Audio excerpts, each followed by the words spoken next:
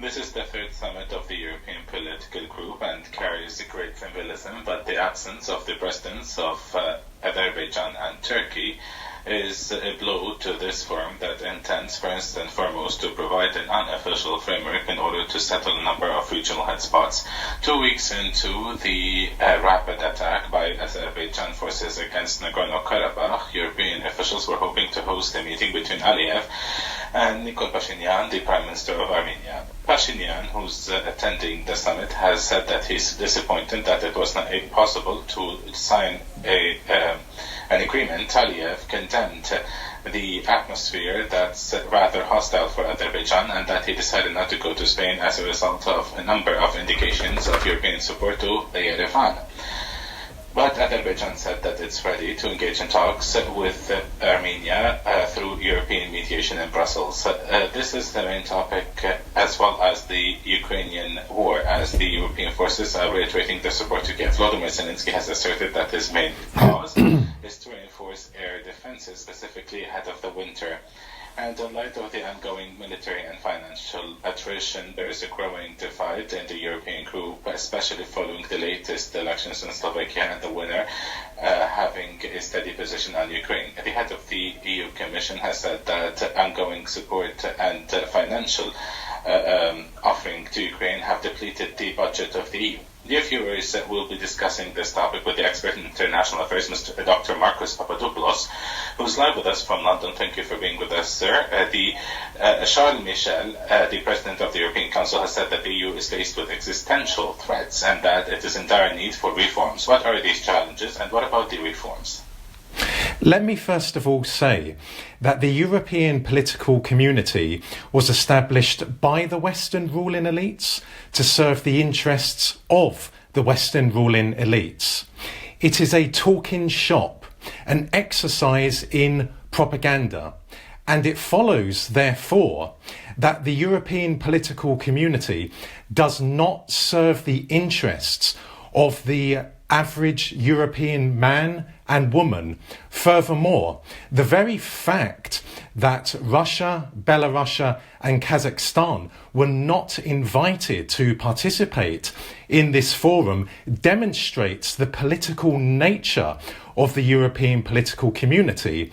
Now, regarding what the representatives of this forum have said, it is quite simply the case that these problems that the European political community has referred to are problems which have either been brought about by the Western ruling elites, or they have been engineered by the Western ruling elites. So first of all, the war in Ukraine is 100% the support, is 100% the fault of the West. Remember, for 30 years, from 1992 up until 2022, Russia asked, told, warned America not to extend its tentacles to Ukraine. But alas, the Americans ignored that.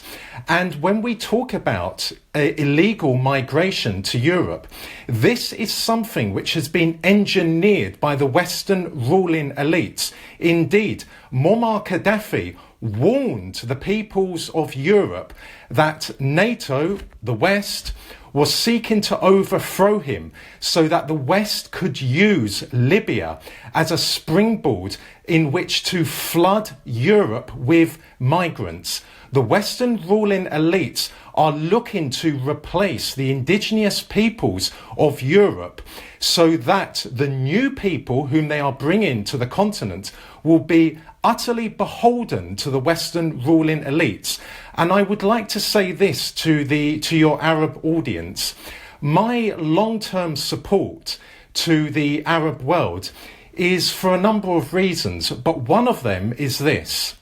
I wish to see the independence of the Arab world. And secondly, I wish to see the preservation of the heritage and cultural and spiritual values of the Arab people. Thus, if the Western ruling elites are successful in the long term in replacing the indigenous peoples of Europe with outsiders, then let me assure your Arab audience that the Western ruling elites will do exactly the same in the Middle East if they are able to destroy Iran, Syria, and Hezbollah.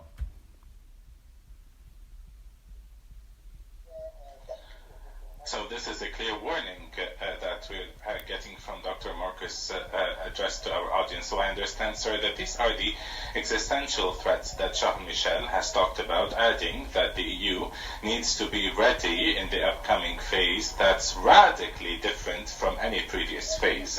How is the upcoming phase going to be different according to Charles Michel? Well, in practice, it will not be any different from how it has been in the last year. Remember, the European political community was established in 2022. All we will hear from the Western ruling elites at the summit of the European political community will be as follows.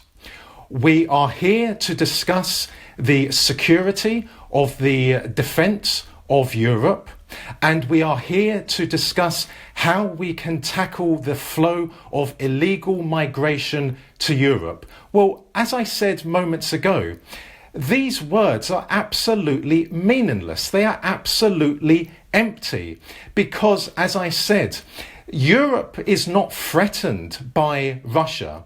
Europe is not threatened by the Middle East.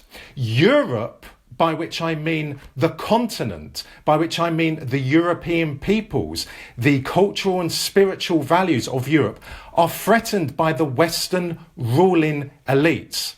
It is not in the interests of the European peoples for there to be an economic crusade against Russia. Why?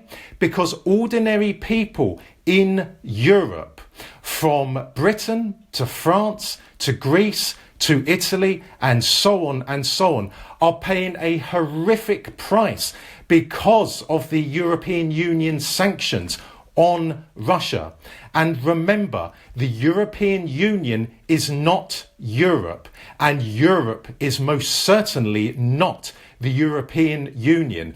The European Union has hijacked the continent of Europe so that it can serve the interests of the Americans and also the British. That is why I say time and time again, the European political community is simply a talking shop. It is simply an exercise in propaganda. Nothing will come of it. The Western ruling elites do not serve the ordinary people in either Europe or in the Western world. They serve themselves.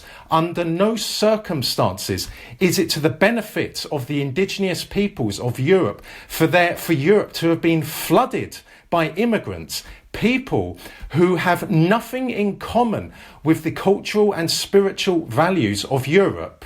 Dr. Papadopoulos, I'm sorry to interrupt you, but in order to benefit from the allotted time, allow me to ask you about the absence of Erdogan, about Aliyev, about Ukraine, and multiple other topics that are supposedly on the agenda of the Grenada Forum. And it's taking place as there are multiple crises, dear viewers, starting from the confrontations in Ukraine, the tensions in Kosovo, what's happening in Nagorno-Karabakh, as well as the growing economic tensions.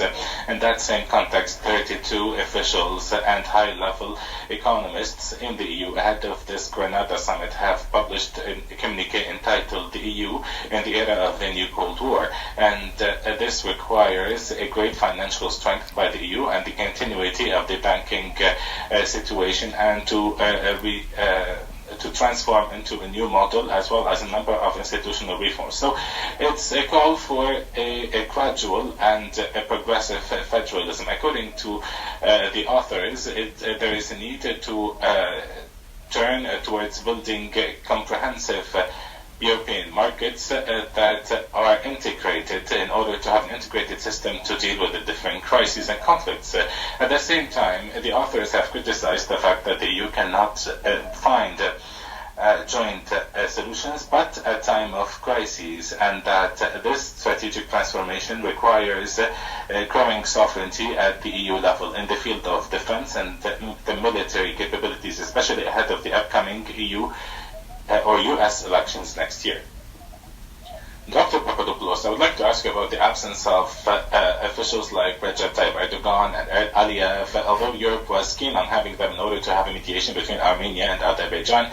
And we've seen how Borrell was also disappointed in what he has said about the absence of Aliyev. In your opinion, why is there European disgruntlement about this absence, and how will this affect this summit, the Grenada summit?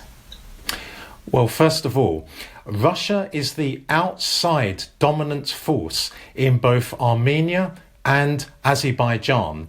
It therefore follows that Russia is the key mediator when it comes to talks between Armenia and Azerbaijan. Now, the Western ruling elites are trying to maneuver themselves into a position whereby they can usurp Russia's pole position in both Armenia and Azerbaijan. But the Western ruling elites will fail in their endeavour. When Russia looks on at Armenia and Azerbaijan, it is akin to a parent looking on at two squabbling children. Russia, as I said, is the outside dominant force in Armenia and is the outside dominant force in Azerbaijan. Indeed, in recent years, the relationship between Russia and Azerbaijan, specifically between Putin and Aliyev, has grown enormously because Azerbaijan is, quite simply put, fed up with lectures from the European Union and from America and Britain concerning democracy, freedom and the rule of law. So Azerbaijan has oriented itself even closer to Russia. But all that said, the Armenian Prime Minister is flirting with the Western ruling elites. Now, I don't know specifically what his motivations are, but that is why he is at the forum in Grenada at the European political community. He is trying to bring the West into Armenia, but he will fail. Dr. Marcus, sorry to interrupt you because our time is almost up. I would also like to ask you about Ukraine, sir, briefly, sir, because we hear Europe reiterating that it will continue on supporting Ukraine and arming it, whereas the European public opinion is not that enthusiastic. Why so much insistence, specifically following the protests in Poland and the elections in Slovakia? Why are these European governments still acting against their peoples? Very briefly, sir. Again, there is no democracy in Europe, including in Britain. The Western ruling elites serve their interests and their interests only. But there are a number of reasons.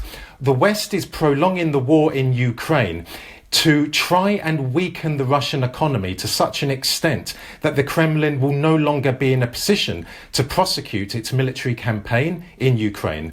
On top of that, we have the Biden family's business ties to the Ukrainian state. But on top of that, I have another theory, and I will make my submission now. By prolonging the war in Ukraine, the West is trying to bring about a demographic and economic crisis in the regions of Ukraine that Russia will one day control. The West knows that it has lost the war in Ukraine, and the West knows that one day Russia will control either all of Ukraine or most of Ukraine.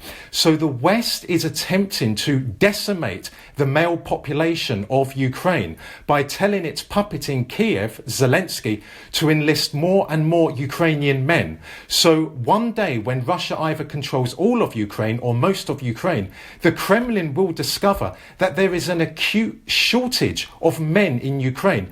That will pose a twofold problem for Russia. Firstly, it will be a demographic problem because there will not be enough men in those regions for women to breed with. And secondly, there will be a shortage of male labour labour when it comes to industry and when it comes to agriculture. So by prolonging the war in Ukraine, the West in effect is saying to Russia, you may have got Ukraine, but what is the point? What is the point of having land if there is a shortage of men residing on that land?